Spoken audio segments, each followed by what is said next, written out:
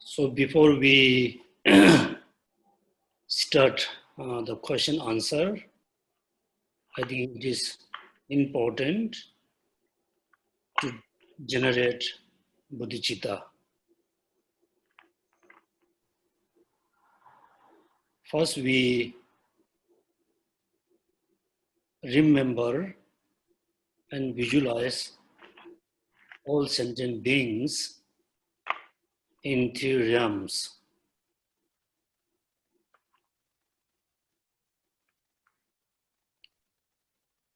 Whether they're human, the celestial beings born in three realms, lower three realms. Everybody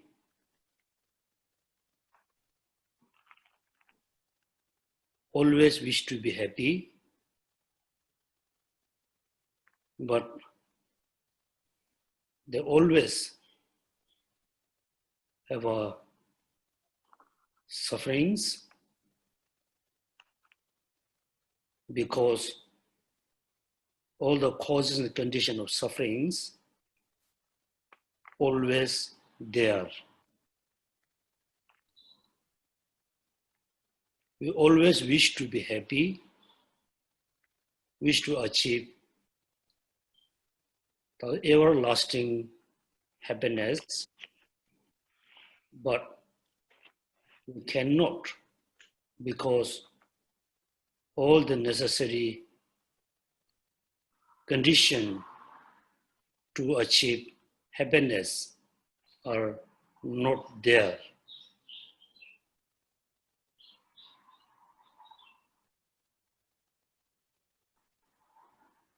Therefore, first we remember all the sufferings which we don't want. Also must remember the happiness which is we always want.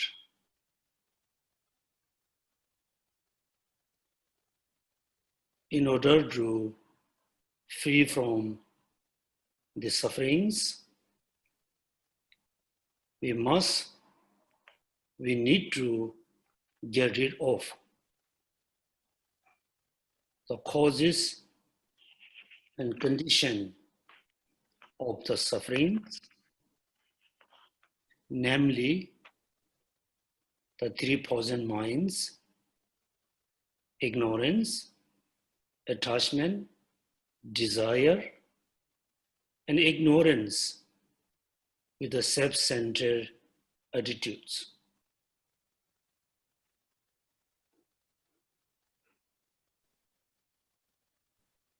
All sentient beings, they are not able to recognize the root of the sufferings, which is ignorance. Therefore, remember all sentient beings and generate pure love and compassion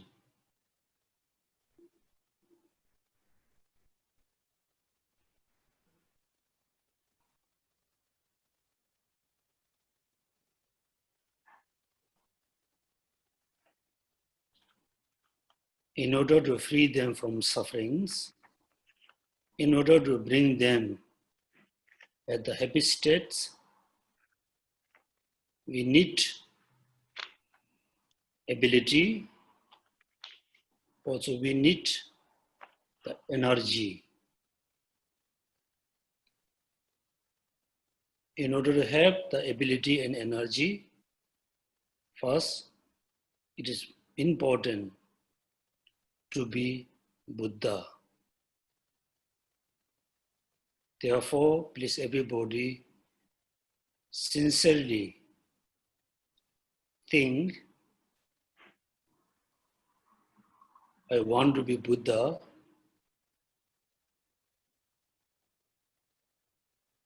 To benefit all sentient beings through my practice of great compassion, practice of great love, practice of bodhicitta, practice of 6 perfections. Please everybody generate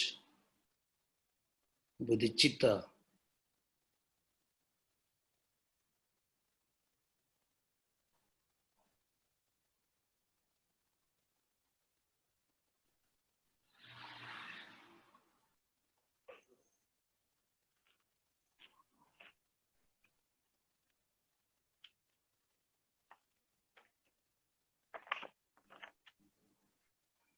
Then make a promise or commitment.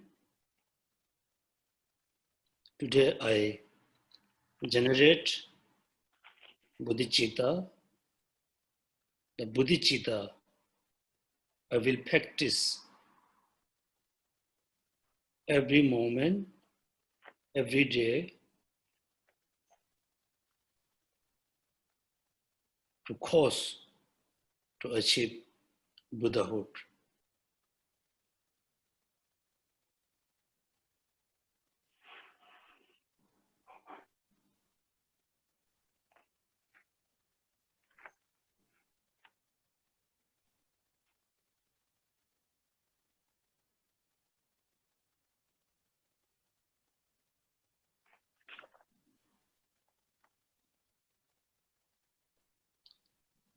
So thank you so much for doing the meditation about bodhicitta. So everybody, we really put a lot of effort, spend a lot of times to practice Dharma, to study Dharma. Our objective, the final goal, mainly only for benefit all sentient beings. In order to benefit all sentient beings, without exception, you must be a Buddha. In order to achieve the Buddhahood, in order to become a Buddha, so we have to go through many lifetimes. And this lifetime, also, we need to put a lot of effort. We need to spend a long time to study and practice the Dharma. In order to study and Dharma, in order to practice the Dharma, we need the right condition. Also, we need the right environment. Therefore, many of you live in Singapore, which is one of the busy country. When you are busy with your any works, working in the company, working in the supermarket, food court, hawker center, work in your home, it is okay to be busy, but you should not feel stressful. Once you feel stressful, it makes you very unhappy. You can be very busy with a sense of happiness. How you can be happy while you are busy? You should think, I'm doing this work and these jobs to benefit all sentient beings, to benefit the owner of the companies, benefit the people who work in the companies. So your daily, the busy life, also you can transform the practice of great compassion, practice of bodhicitta. So when you walk in the company, when you walk in the, whatever, where you are walking, there are so many different kinds of people walk with you. So many different people who has a different mentality. They also, live with you in the workplace, live you in the offices, live in your house. When you live with the people who has a totally different mentality, it's so difficult to be friend with the person. That moment, you must adjust your mentality with those people. It doesn't mean you have to do whatever other people have been doing. So mentally you need to adjust. So in that moment, when you get angry due to the person, due to the job, then also you must know how to deal with the person, how to deal with the job. Also, most important, you must know how to control your anger. Once your anger arises, the first, you become very unhappy. Once you become unhappy, the anger slowly become more stronger. Then you have a quarrel, you have an argument, you have a fighting with someone. Then the unpleasant environment become bigger and bigger. Therefore, please everybody control your anger as a practitioner of the Mahayana teaching, as a practitioner of the Bodhicitta. Once you control your anger, most of the time you're able to be happy. And second, important, everybody has a strong desire to achieve something. Who are very young, they really wish to earn a lot of money, wish to have a nice house, the nice apartment, nice car, good food, good friends. It is okay to have an expectation. It is okay to have a strong desire to earn a lot of money, wish to have a good house and food and friends. Make sure your desire cannot be excessive, but too strong.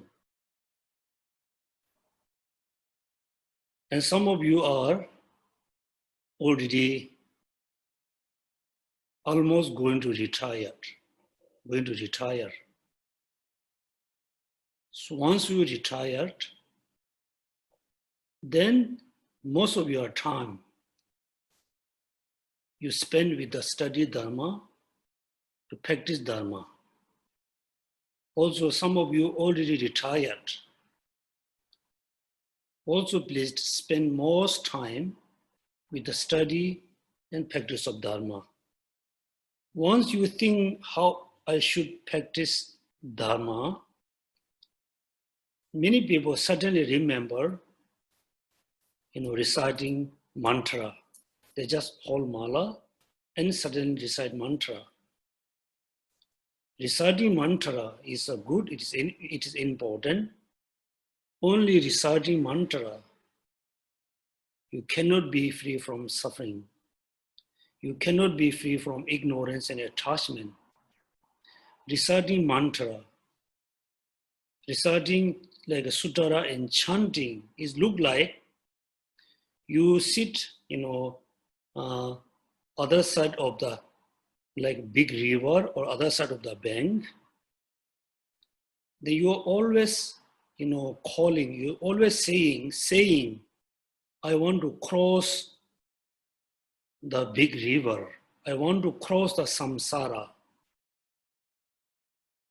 But you never try to cross the river. You're just saying, I want to cross the river.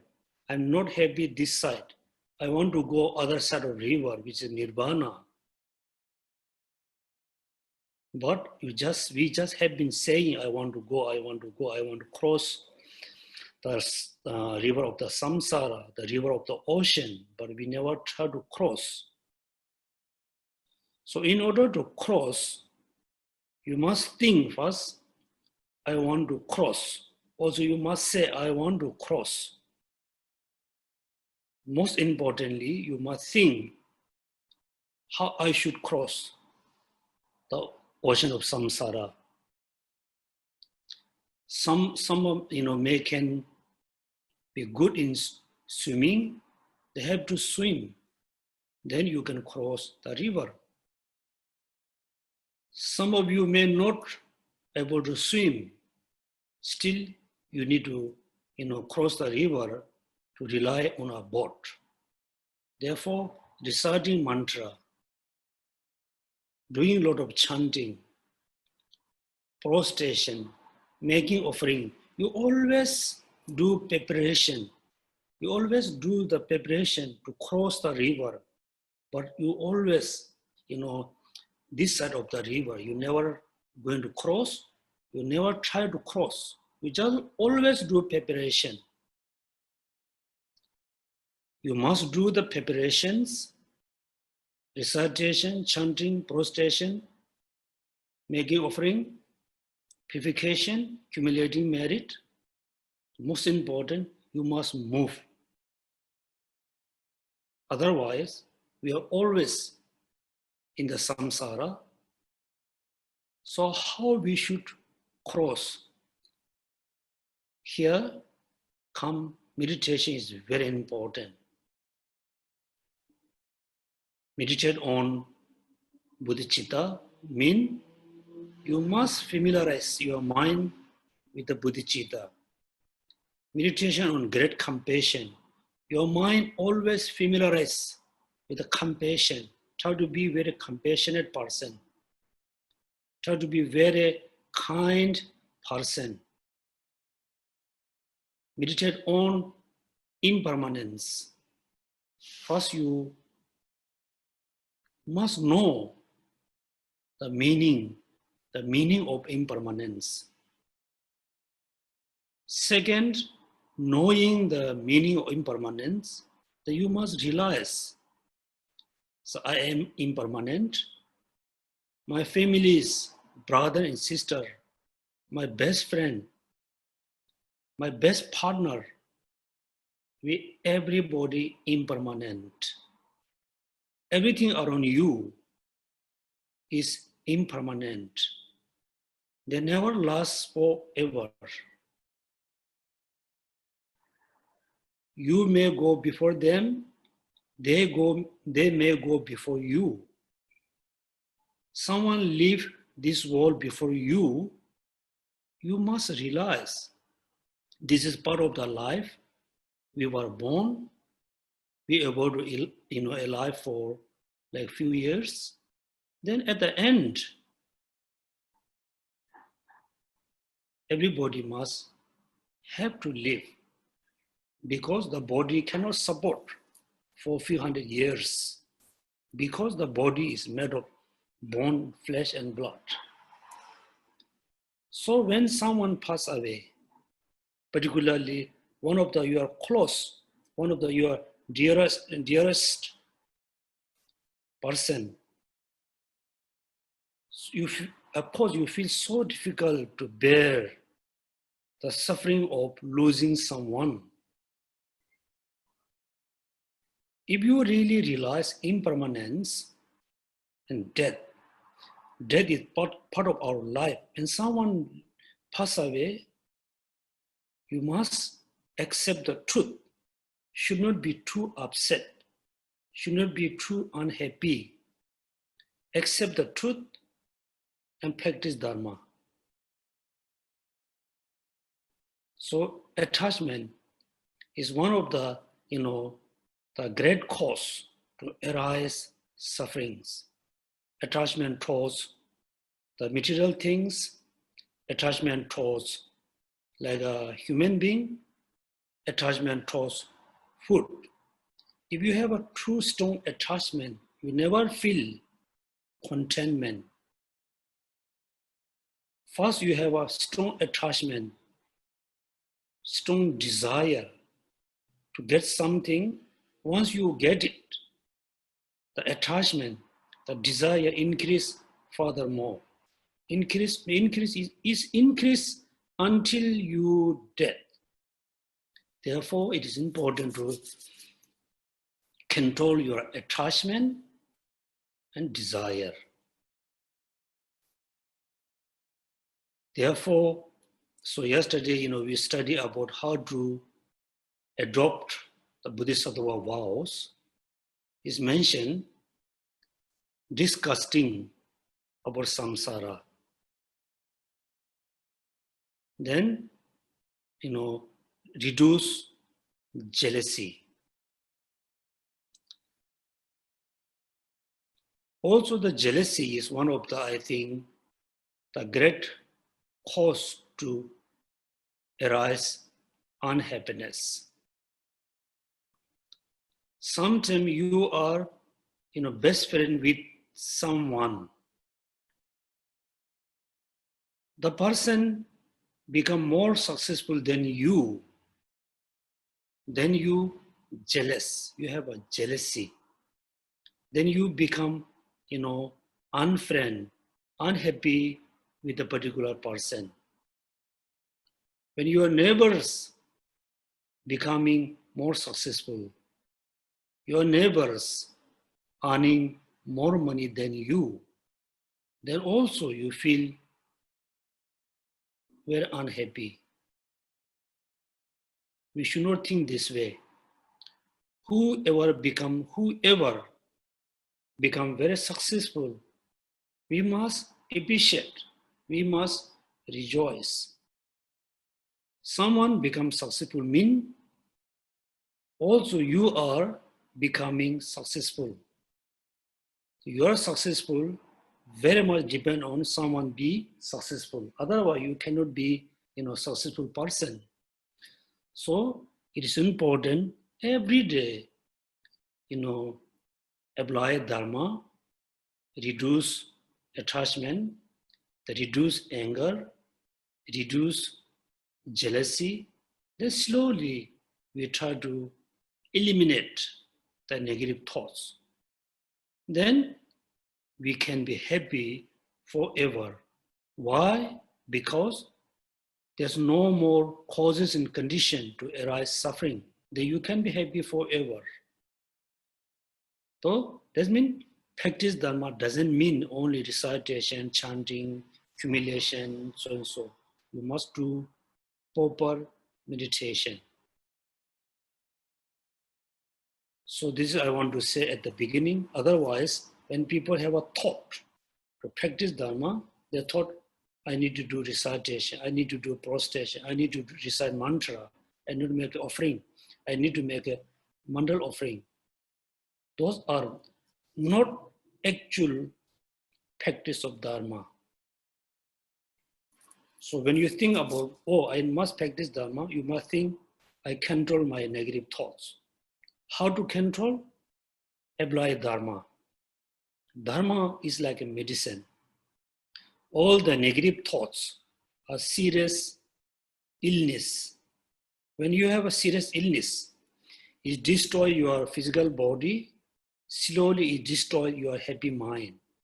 So negative thoughts, particularly attachment, hatred, ignorance, we call 3 poison mind. The poison minds are always with us for 24 hours. How we can be happy forever. Therefore, look at practicing dharma is very practical. I'm not really saying Buddhism, must practice everybody, but the idea how to reduce attachment, anger, desire can be practiced anybody can practice, anybody can benefit. Even though you are not sure, you follow, Buddhism. Some of you are, I think, quite young. You are not sure yet. You are really not sure whether you follow Buddhism or not. Doesn't matter. You must think, I know anger is no good. Attachment is no good. Desire is no good. Because it makes me unhappy. Other people make unhappy. I must reduce. I must control. How?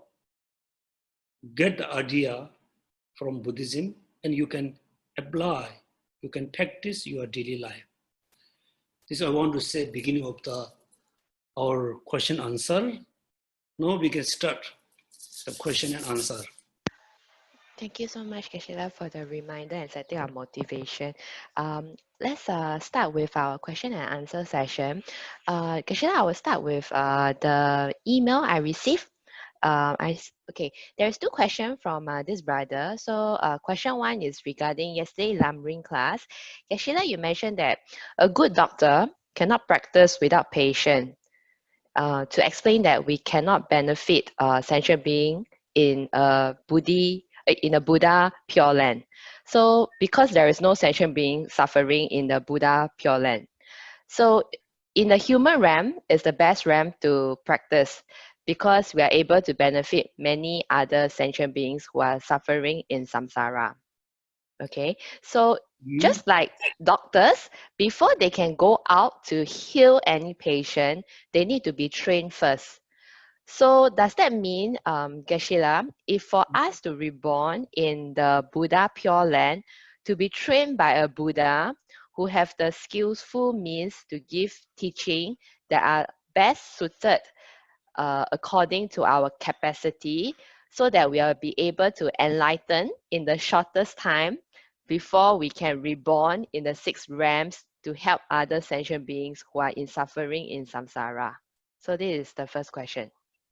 Yeah. Okay, so for example, first question, you are very right. So before the doctor they really reach out, before they go out, yes, the doctor need to do lot of practices, lot of study. For example, before the nurse really, do the injection to the person, in real person, you need to practice how to inject in the a ball like orange, right? Those are not really you are benefiting the patients. Also, in order to benefit as a doctor, they need to do a lot of practice with like plastic heart and lungs and heart. There's a lot of practices. They are not actual practice. Be a doctor. What is the main motivation? What was the motivation behind be a doctor? Only merely benefit to the patients who has a sufferings, right? So fully become a doctor is look like becoming Buddha. So before you become a Buddha, you need to cultivate the great compassion and love for few eons. If you are not really, that capable person. After you become doctor, you have to go to see the patient where you want to go. After you become Buddha, yes, definitely, due to the great compassion, the Buddha not really remain in the Buddhahood. They always, born in, take a rebirth in the samsara to benefit all sentient beings. Now we think about the pure land. So before you really reach to the high level of the, like a bhumi, like a minimum, like a first or second bhumi, you cannot be actual Buddha land.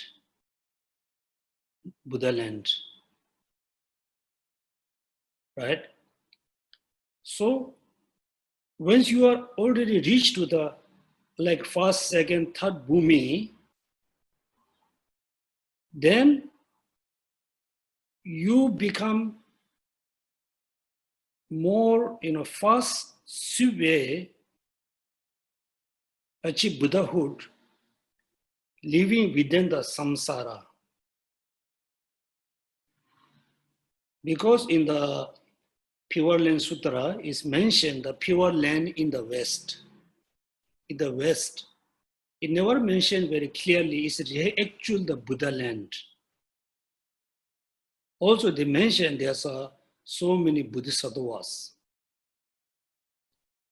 Yes, but if you compare the bodhisattva who practice dharma in Pure Land, the bodhisattva who practice dharma in the human realms, which has a more opportunity, which has a more progress in their practice. I personally believe the bodhisattva who live in the human life, human realms, they have a more progress to achieve Buddhahood, to increase their practice. Therefore, I think somebody, some simple thing, I want to born in Pure Land, make sure the person who practice Pure Land, they wish to be born in Pure Land, make sure the person doesn't have the self-centered attitude. Make sure the person doesn't have the self-cherishing.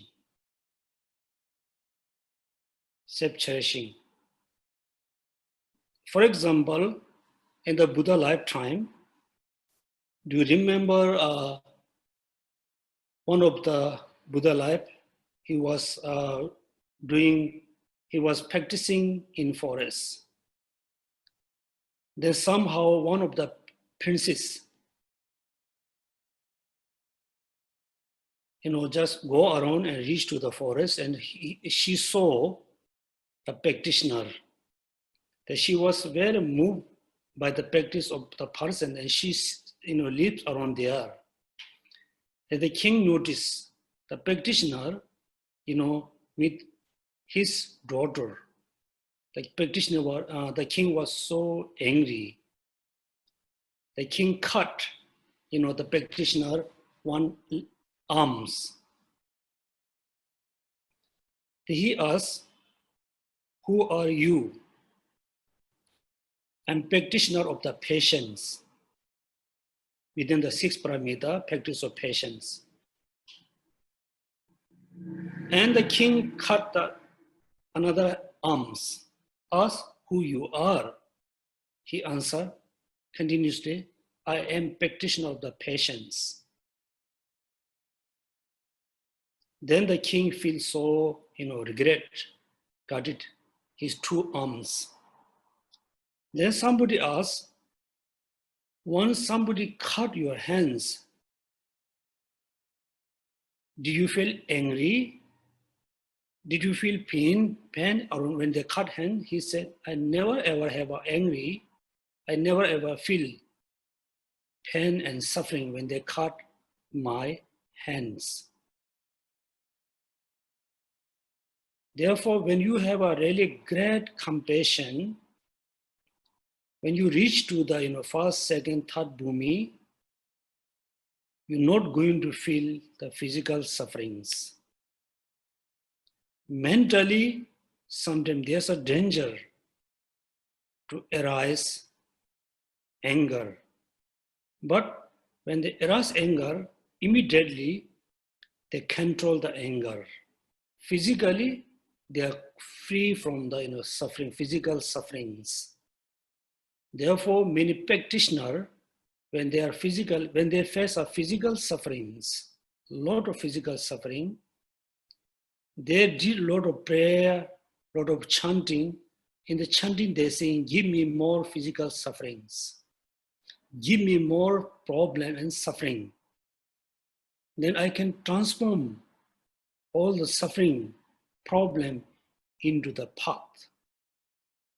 Therefore, we never know, once you're born in pure land, your practice become more faster, more swift way to achieve Buddhahood. I personally don't know. Next question, please. Yes, thank you so much, Geshe-la. Next question is about ghosts. So does ghosts exist in the human realm, Geshe-la? So if they do, why are they able to exist in the human realm? Shouldn't that all human, when we pass away, we will enter into the intermittent state or the Bardo state and to be reborn in the 6 realms according to his or her karma? I think it is many people believe in ghost. Many people say, I have seen ghosts, I saw ghosts. So also, many, I think, people did a lot of research about ghosts. First, my answer for you, most of the ghosts include into animal being and hungry ghosts. You go hungry ghosts, but in Tibetan term, we never use the hungry ghosts. We say hungry beings. How, why there's a ghost? I think most of you believe in ghosts. Actually, did anybody really see the ghost? You hear the lot of rumor, or you heard from somebody, oh, there's a ghost, there's a ghost, there's a ghost. This, possesses house, and so, hunter house. So in my case, I never ever had seen ghosts until now. When think about the ghosts, for example, someone passed away this morning, then the person can born as a ghost, because after they pass away, they go through intermediate state for maybe 1 second, 2 seconds, for a few minutes. The next, they're born as a being who has a subtle body. We cannot see our eyes. We name ghosts. Actually, after a person passes away, he or she born as a being who has only the subtle body. Therefore, we cannot see. We can feel something there, but we cannot see. Therefore, ghosts most ghosts include into animal and hungry ghosts realms. In Singapore, I don't think anybody has seen like in the night time, the fire like a sparkler or fire like moving here and there. But I didn't see in Ladakh, but some of my friends, they say, oh, last night there's a fire is moving from this place to that place. It's a moving, short time, they disappear. They saw the fire is moving here and there. Actually, this also one of the hungry being. The person is so hungry, due to the hungry, there's a fire in mouth. The night time, you can see the fire. Actually, it is included into the, hungry beings. When we think about ghosts, many people feel scared.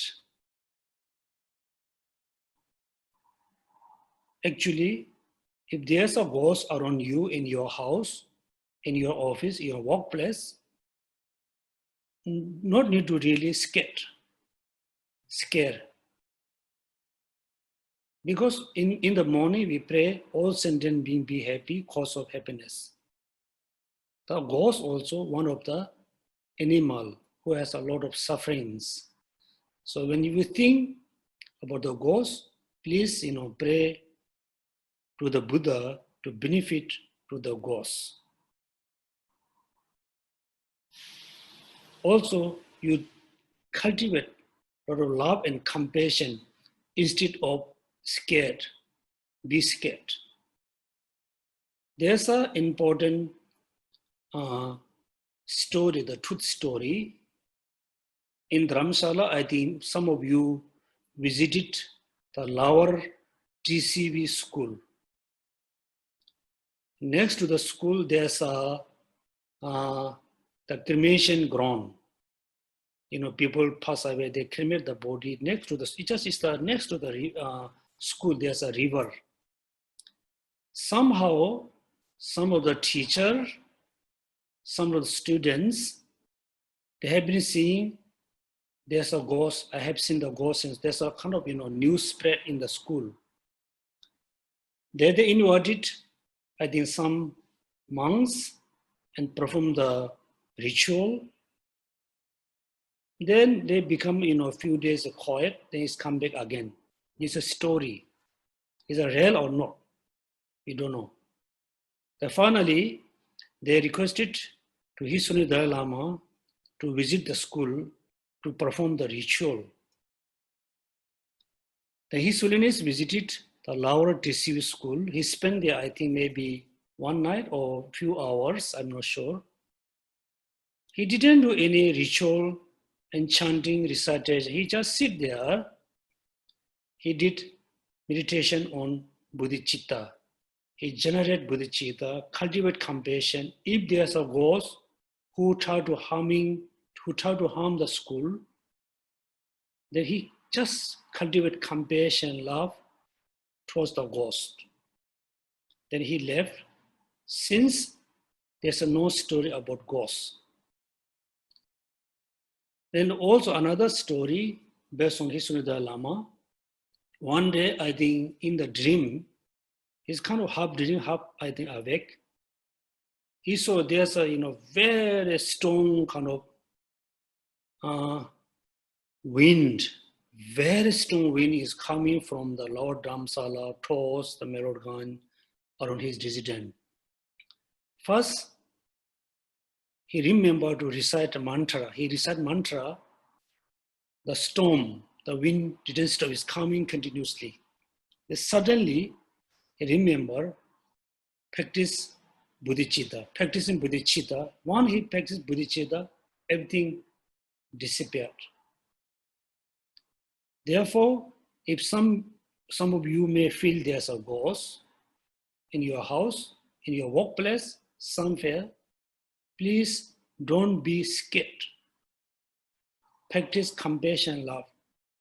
If there's a ghost, I say if there's a ghost, the ghost definitely become your best friend.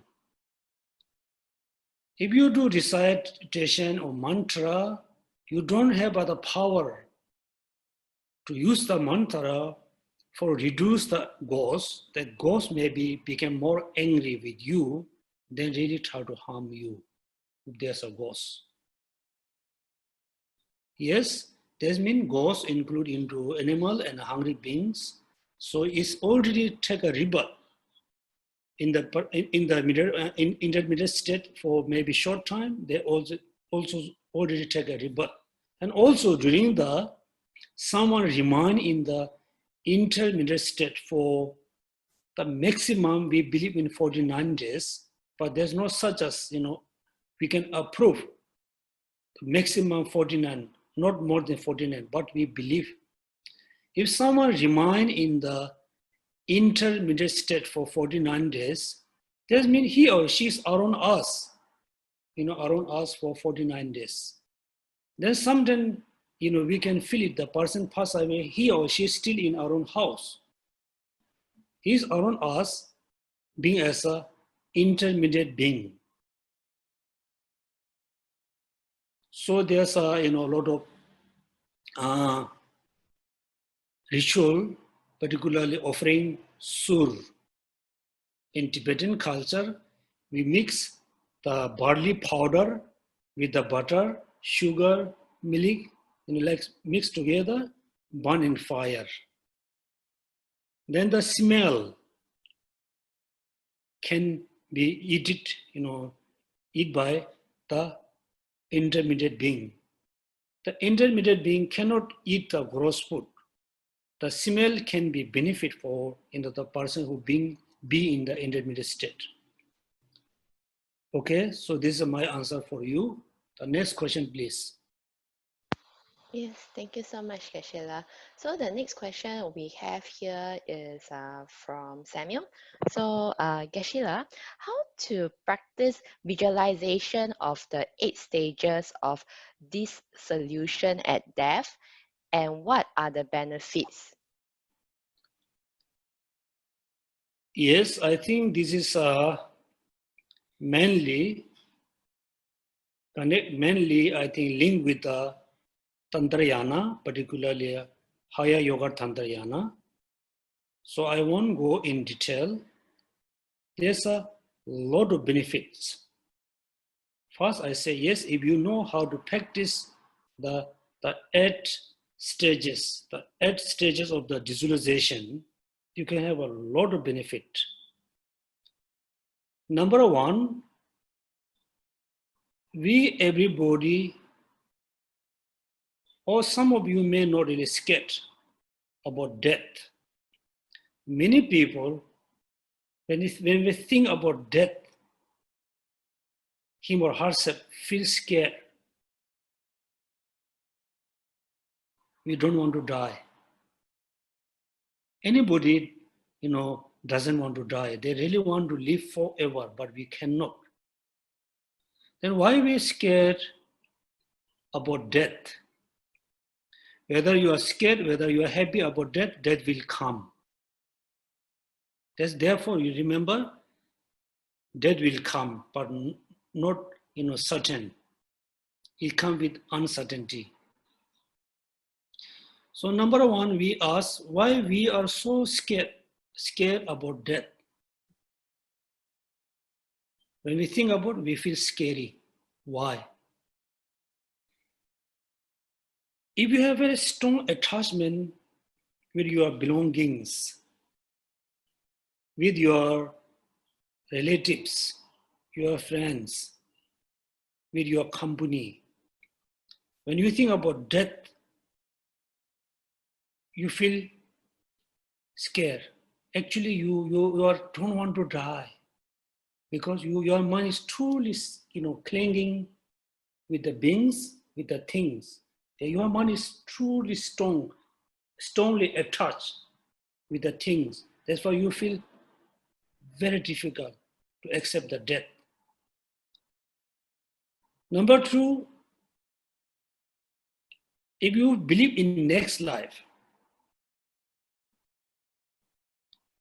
if you don't believe in next life, then when you think about death, you feel very unpleasant because you have to leave everything behind you.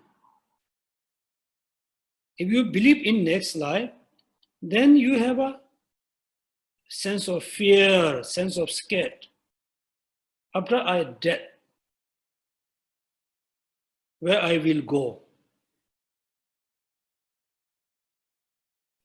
In the good birth and the bad birth. Particularly when you think after I death, I will born in the 3 lower realms. Then you feel scared. In order to free from the scary about death, number 1, you always need to reduce the attachment, the desire with everything. It doesn't mean you don't need anything. You must need, but you should not have an attachment, too strong desire. Then when you pass away, that moment, you can pass away very peacefully because your mind is not stuck with things and someone. Second, still you may feel scared because of the next life, because of the lower realms. Therefore, if you always do the practice of Dharma practice, if you always do engage into the, the virtuous action, then moment of the death, you never feel scared because you fully detached with the, this life and all your belongings. And also, in your lifetime, you have accumulated a lot of positive actions. So therefore, moment of the death, you feel so happy. So you are leaving this world, you are going to go to the next world, which is much better than this world. But in whole your whole life, you do Dharma practice, but the moment of the death, somehow if you have an anger, hatred, attachment, due to the negative thoughts, you will born in lower realms. Therefore, practicing the visualization, stage of the visualization, it mainly train you yourself how to control your mind. Because when you can see when someone is very serious ill in hospital, in house, first the person can see someone come visit, you say they're looking around. Slowly the person cannot see anybody, anything, but the person can hear. Slowly the person cannot see, cannot hear anything. When somebody touch, a person can feel somebody touching. Slowly, all the sensation has gone, but you still have a mind. So if you train very well how to control your mind, when the gross mind is slowly dissolving, you will remember, you will notice, yes, now it's going to dissolve. Water, the earth, water, air, mind, everything, you will notice everything is dissolving very slowly, step by step. Knowing that, important to recognize you are dying. And the dead mind, you're able to transform into the path continuously until you fully leave this body.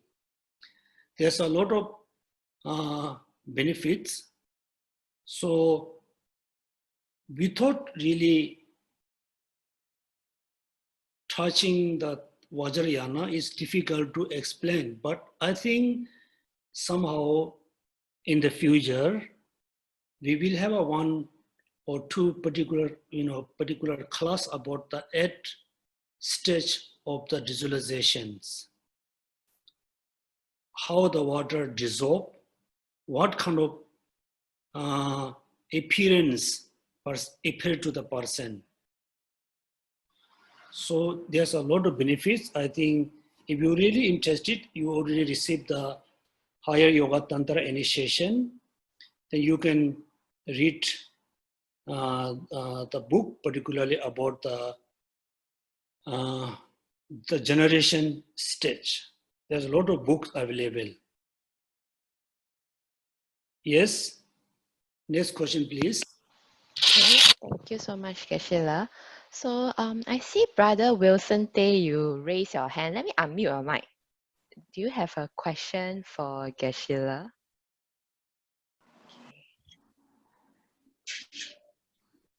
Hello. Hi. Yes, brother. Yeah.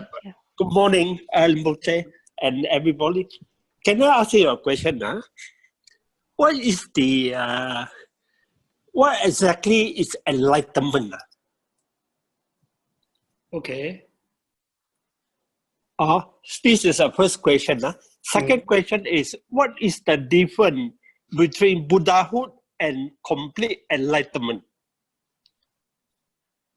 Thank you for asking these two questions. Enlightenment is an English word. And Sanskrit, Buddha, Buddha. So English word, the enlightenment is not the precise word to describe the Buddha. In Tibetan, we translate the Buddha Sangye. So Buddha is only fully awakening. But Tibetan add one extra word. Ge, Sangye, Sang, mean free from the ignorance, fully awaken all the knowledge. This is the enlightenment or enlightenment. Think about, let's say someone go through practice of step by steps. Finally, they reach to the 10 bhumi, the last stage, last bhumi, the 10th. Then second moment, the person, let's say, fully become a Buddha. That means the person mind completely free from defiled minds, negative thoughts. Not only free from all the negative thoughts, the person fully gain all the good quality, all the knowledge. That's what we call, Buddha enlightenment. Second, the complete Buddhahood and the Buddhahood. Generally, we have 3 paths. The solitary realizer path, the hearer path, and Bodhisattva path. We have 3 paths. Each path has an achievement. Someone only follow the hearer and solitary realizer path, the person finally became Arhat. When he or she became Arhat, we still name Buddha. Buddha, because he or she free from certain negative thoughts. He or she gain certain knowledge. But he or she haven't fully awakened. He or she is not fully free from suffering, the origin of sufferings. Therefore, we must differentiate between Buddha in fully enlightened being, completely, Buddhahood and complete Buddhahood is different. So this is an answer for you. Thank you. Next question. Okay, thank you so much, Geshe-la. So moving on to the next question I have here is, Geshe-la, how to control our attachment? It seems like the more we would like to control the desire towards attachment, it becomes even stronger. So I've tried to analyze the attachment and I can see the negativity of attachment. But emotional attachment overrule the logic of negativity of the attachment. Therefore, I'm not successful in eradicating the attachment. Attachment is also English words. I'm not sure it's the right word or not. In Sanskrit, they call Maya. In Tibetan, we call De Cha. De Cha, 2 words. There's a 2 part. De mean you have a desire to want. Right? Also, we have a desire to want Nirvana. We have a desire to achieve Buddhahood. Desire, you have a strong desire to want, desire to achieve. Second, there's a Cha. Cha means not just desire to want something, your mind is totally stuck with the things, with the beings. When your mind is totally stuck, you cannot apart. Therefore, first you need to know the meaning of attachment. Let's say, I think as a human being, everybody has an attachment towards someone. Now we are talking about attachment towards human being. First, you must differentiate love, attachment, pure love, attachment. Most of we have a love towards our relatives, our friends. Those half is attachment, half is love. Is not pure love because it mixed with the attachment. Let's say somebody has an attachment towards someone. When they have an attachment, that man is totally clinging on the person. First, they can see the person. The man is totally stuck there, cannot apart, cannot detach. The man cannot detach from the person. Why? Why? He or she think this person is one of the attractive, one of the beautiful, one of the best person in the world, right? Attractive, beautiful, one of the attractive, one of the beautiful, one of the best person. You can see the person. When we think about the person, you truly attach. So also look at having attachment towards your children, having attachment towards your, like life partner or wife, whatever, is different. Having attachment to your children is more love than attachment. Having attachment towards your life partner or someone is a more attachment, a little bit love. So why we have a strong attachment? Number one, we really don't understand. We don't really know the truth, the reality of the person. The person has a body, the person has a mind. Mainly we attach with the physical body.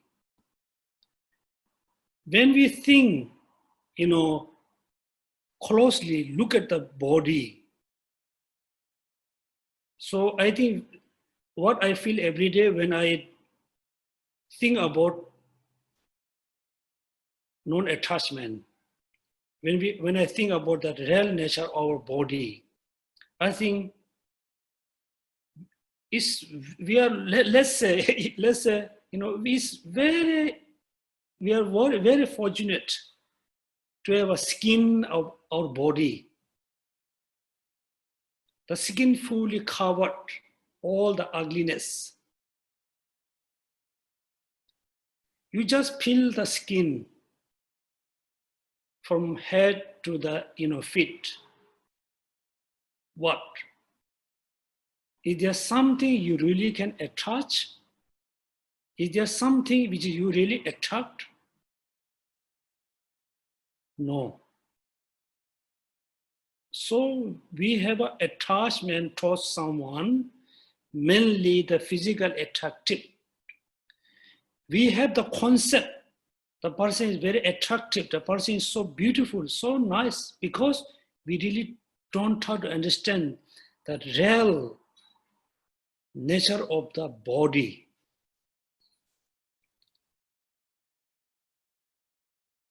Just we think ourselves, we don't need to think about other person, someone, but we think ourselves as a man or female, male or female, think about ourselves. Tomorrow morning after you wake up or you get up, don't take shower. Just eat, wear the same clothes for a few days. You don't take any shower for a few days. Then you will realize your real nature of your body. Then it is same for everybody's body. Therefore, in order to reduce attachment towards your life partner, someone, you need to know the real nature of the body. You have to reduce attachment. Then you have an attachment towards your children or your child. So how we can reduce, have an attachment to children? Yes, you must care your child. You must raise up your children in a good way to give a proper education, give a proper condition.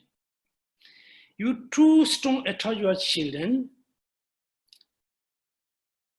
and somebody touch your children, you become very unhappy. So this is yesterday morning, it's okay, I can share with you. Yesterday morning, I was thinking about attachment. Love and attachment, that attachment mixed with the love mixed with the attachment. If you truly strongly, attach to someone, so you are going with you are going with the person who you really like, you really, have a strong attachment. You're going with the person, so you stop at the, the crossing road. You stop until, at the green light. Now somebody watch the person who you really like. Somebody watch to the person, suddenly you become unhappy, angry. If somebody touched the person, you become very angry. Somebody talk to her or him, you have a doubt. So think about having attachment.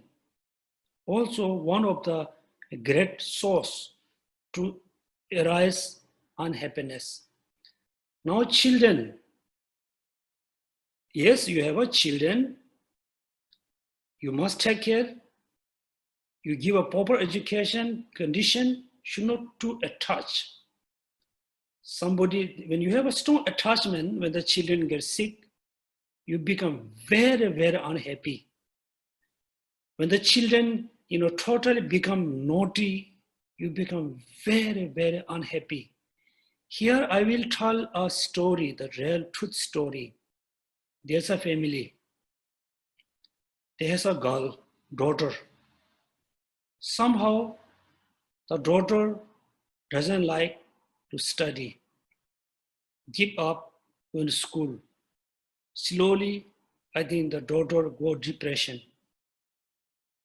Then daughter always fight with the parents, particularly mother. Sometimes she used like the knife to fight with the mother. The mother doesn't have a choice, called police. And police arrest the daughter, being in prison. After a few days, the parents have to go to the prison, release her, and take her. Again she fight. And she said, you are too old to live. You must jump from building and you must die. Look at, if she have a too strong attachment, I think she already commits suicide. Therefore, we must think the truth, everything is permanent.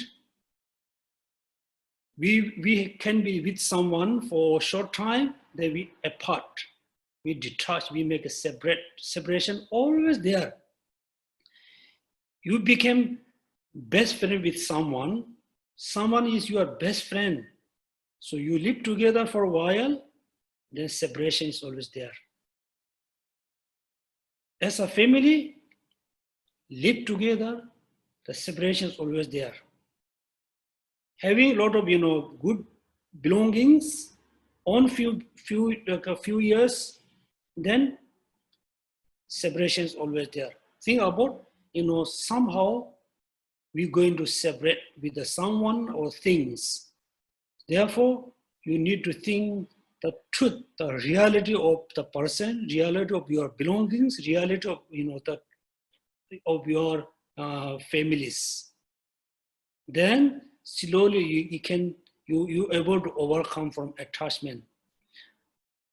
Here important, when you detach, when you don't have a sense of attachment towards someone, make sure you should not lose love and compassion.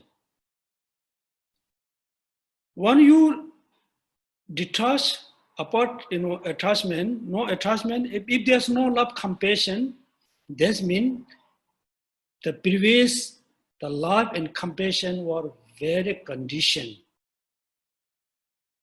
Therefore, even though when you practice renunciation, when you practice detachment, you should not have attachment, but you must increase the pure love and compassion for someone. So this I want to mainly simple I'm saying, try to look very closely with everything. Your belongings, your families, your friends, look more closely. Try to understand, what happened at what will happen at the end. So this is the answer for you. Next question, please. Okay, thank you, Geshe-la. Next question will be from UN. I would unmute your mic so that you can ask. Yes, your mic is unmuted. Hi, morning, Geshe-la. Good morning. Yeah, I'll just give some background. Since childhood, I rarely get good restful sleep. My mind is always very active. I've been, I think, since attending lumbering classes, and I've been reading quite a bit on the lumbering text. So I've been making effort every day. I pay attention to my thought, my speech, my action, especially more attention to negative thoughts when it arises, so that I keep the positive mind. At night before I sleep, I also perform simple breathing exercise for relaxation. And sometimes I also reflect on my actions and feelings performed during the day. But yet my mind is still very active. I can sleep, but the minute I get up somewhere in the middle of the night, then my mind gets very, very active. So is there any advice, guidance, what I can do more to attain restful sleep? First, we really rejoice. You always watching to your minds. You always try to control your mind. Actually, it is good to have a very active mind. Everybody must have a very active mind. Your mind always active, always awake, always function. If you have a lazy mind, then you cannot achieve the dharma things, also you cannot achieve in the samsaric things. Therefore, it is good to have a active mind always active. But it depends on act into the positive way, act into the negative way. It depends on our motivation. Yes, in midnight, in the middle of night, when you awake, your mind is very active. This means there's reason number one, you have the sleeping wasn't deep enough. You have a very light sleeping. Your sleeping is quite light. When you arouse from your sleeping, your mind is very active because your mind is half sleeping, half is awake.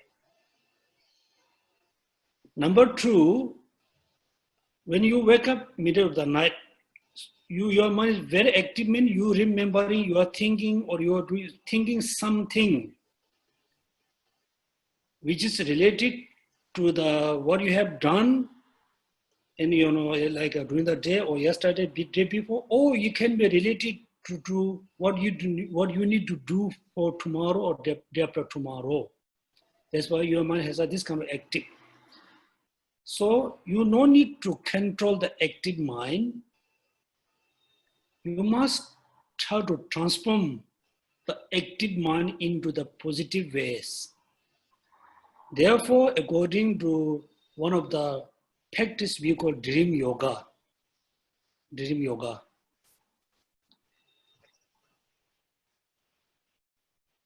It depends on, I think, it's okay to say,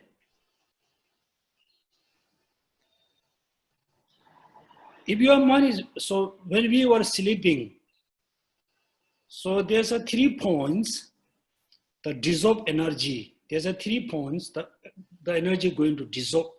One around your head, like a forehead. One is around your neck.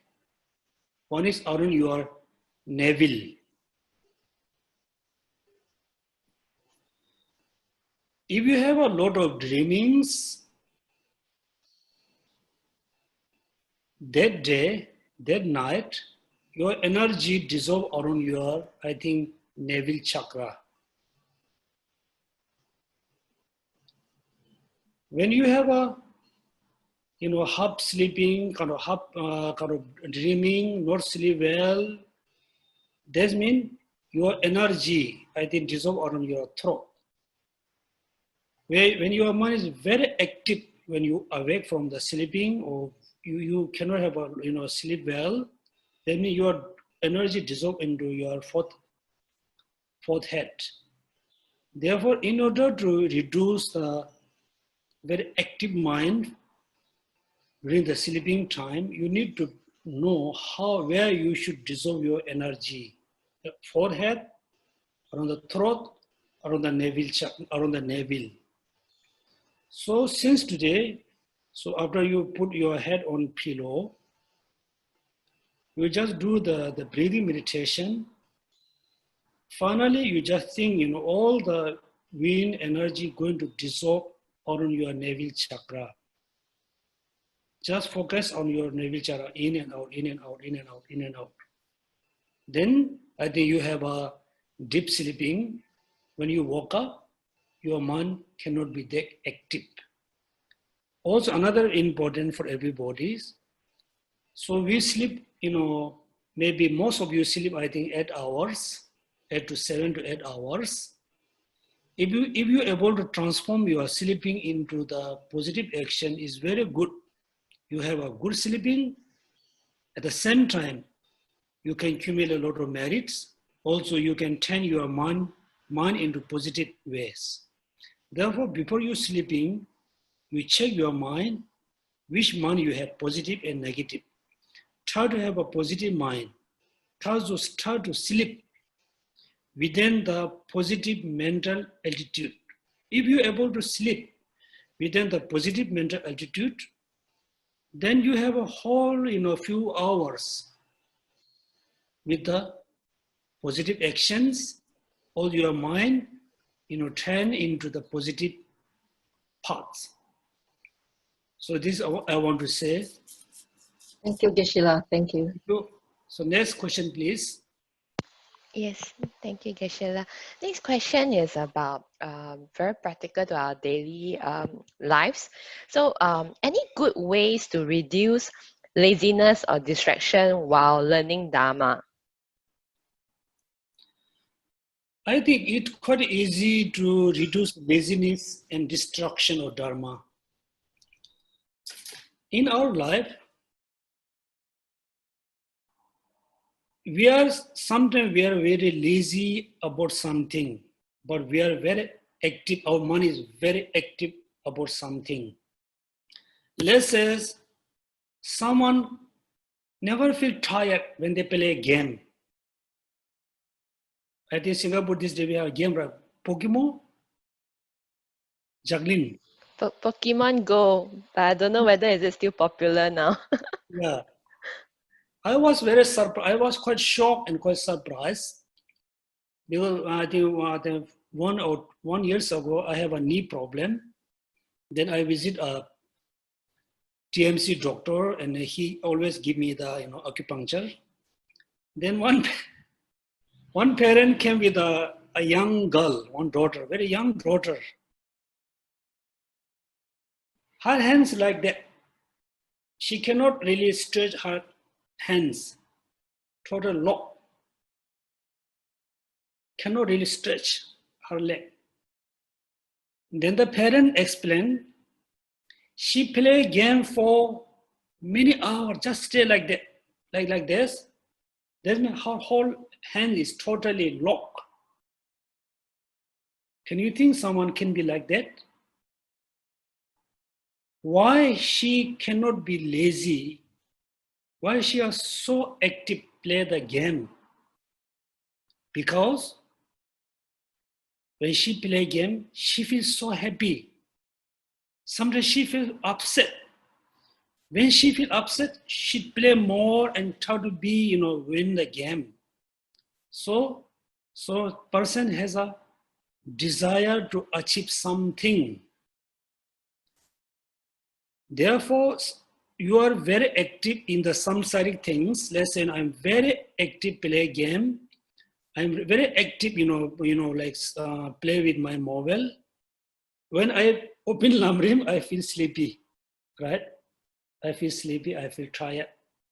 I feel very lazy. Why? You can say because negative karma.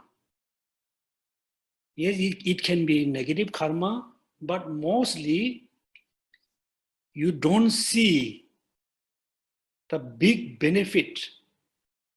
The one of the most important benefit of study of Lamrim, practice of Lamrim.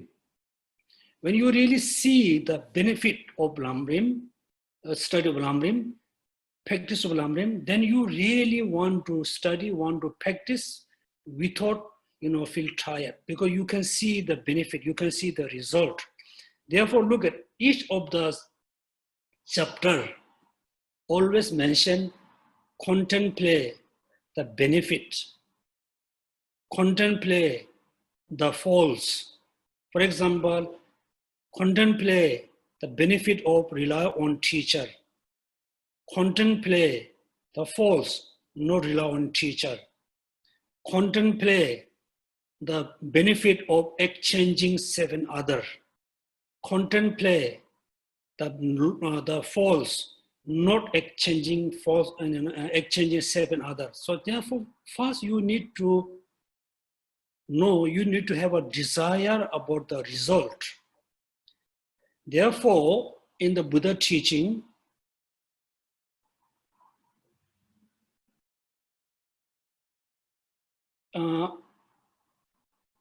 at the beginning,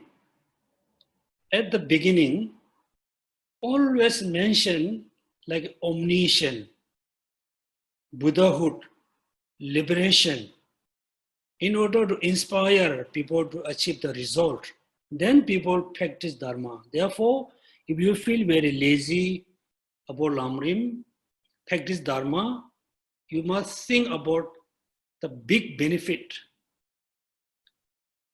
If you practice Lamrim, you can benefit right now. You can have a many benefit for next year. You can have a many benefit or next life. So you can have a many benefit until you become a Buddha. So, be very active with the samsaric things. Play game. You can have only benefit when you play game. Watching movie, or 2.5 hour or 2 hour watching movie, you have only benefit that period of time. After finish movie, you have become same.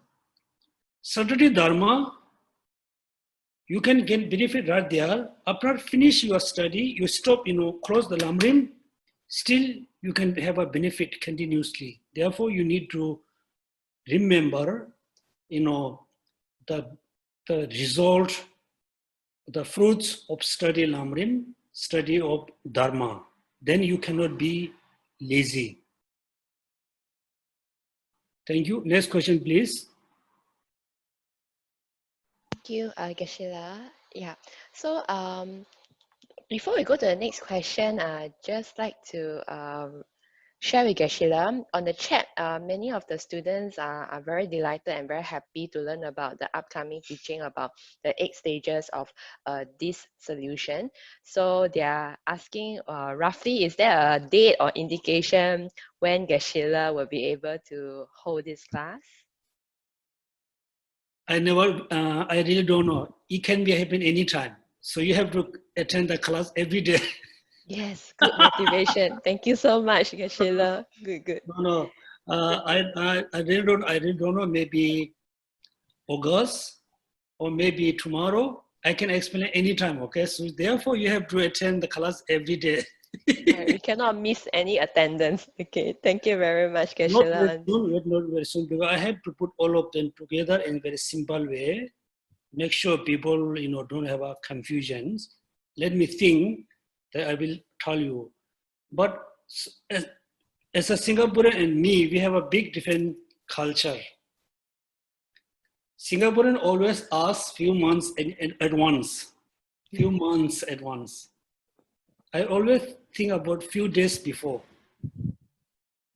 So I think, as I know is your culture, you really need to know everything very advanced, in a few months, even the 1 month before. I don't have any plan to do things very fast, so I don't know. Okay, we will wait patiently. Thank you so much, Geshe-la. I will move on to the next question. We'll move on to Anjali. I will unmute your mic. You want to ask your question? Yeah, your mic is unmuted. Thank you for your patience and kindness, Geshe-la. Welcome. My question is that can we say that pure love is more about what benefits the other person? The other person is the focus, and attachment is more ego-based and focuses on what we want and on ourselves. So could that be a good indication of the difference between pure love? Can you repeat the first part? Yes, could we say that pure love is Pure more love. Yes, is more about what benefits the other person. So we take joy when that person benefits in some way. And attachment is more about our own ego and what we want, and focuses on our own ego and what we can get from that person. So is that a good way to difference between the two? Thank you. Yes, you are very close. Let's say, attachment, desire is more, fulfill our own benefit. Pure love mainly, fulfill others. But you cannot really distinguish pure love and attachment and desire. Because in one of the Shora, priest, the prayer saying, everybody has a love. You love yourself. You love yourself. That means you have a pure love yourself. You have a pure love others. If you compare love yourself, love others, I think everybody have thing naturally. You love yourself is more important than the love others. This is, I think, natural way. For example, there's a problem. Then first you try to take care of everybody. Finally, you feel so tired. Then you give up taking care, most of the people, you take care of your family. There's a 4 or 5 brother and sister or parents. You are taking care of 4 or 5 people. Finally, you feel so tired. You totally, exhaust your energy.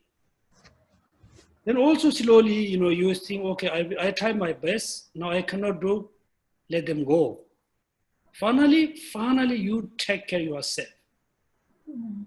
That means you have a love. You have a love yourself. You must love yourself. If you don't love yourself, you don't have a love towards you, then you cannot love others. Because then you don't know you don't have experience of love. So, yes, generally love is more for others. Attachment and desire more for yourself, your benefit. It doesn't mean you can distinguish. You cannot. I said I think a few times, love. First, I like. Right? I like myself. I like other. Second, when we say love, the like become more stronger. I love someone. I love something. I love myself. Like, love with the attachment. Love without attachment. Love with a condition. Love without condition. So there's I think few layers. You need to, take out layer by layer. Finally, you will have a pure love without condition. So you cannot differentiate that way, but love and compassion mainly for others. It doesn't mean it's not for yourself. Attachment, anger is more yourself, more you for your own achievement. It doesn't mean you don't have a attachment, anger for others. I think we have an equal attachment to yourself, equal anger to other, and so and so. So thank you so much. Thank you very much. Next question, please. I think we have questions. Geshe-la, I'm looking through. No more other questions, but comments that a lot of students rejoice on Geshe-la's very detailed answer and very clear explanation for us as a layperson. So with great gratitude and appreciation to you, Geshe-la. I think I have read through all the questions in the chat window. No more other new questions here at the moment. Okay, so thank you so much. Here I want to, at the end, I want to say one thing very shortly. So I think everybody, reads Dharma book. So when you read a Dharma book, first you need practice of renunciation, practice of compassion, practice of love, whatever. You need to know all the practices. Then, when you open a book, chapter 1, chapter 2, then you must know this chapter is talking about compassion, which is I'm practicing.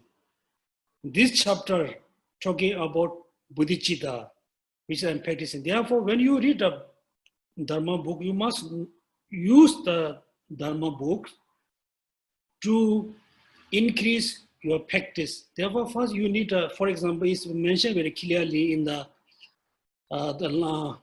liberation in the palm of hand. First, you need containers.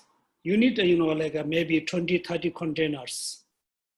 Then, when you're walking on the street, when you walk around, when you get a beans, when you find a beans, you just collect the beans, put in the beans containers.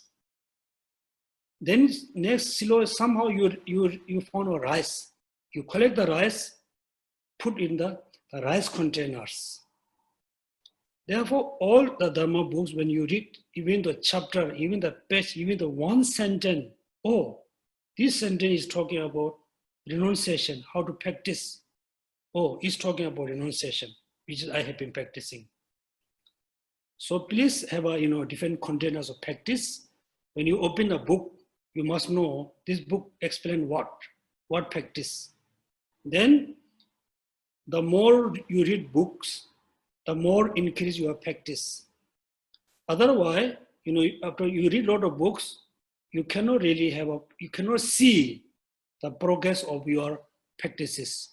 And thank you so much for attending the Q&A session online class. So today is Sunday, and everybody enjoy Sunday and physically healthy, mentally happy. And thank you so much for attending the class. Thank you.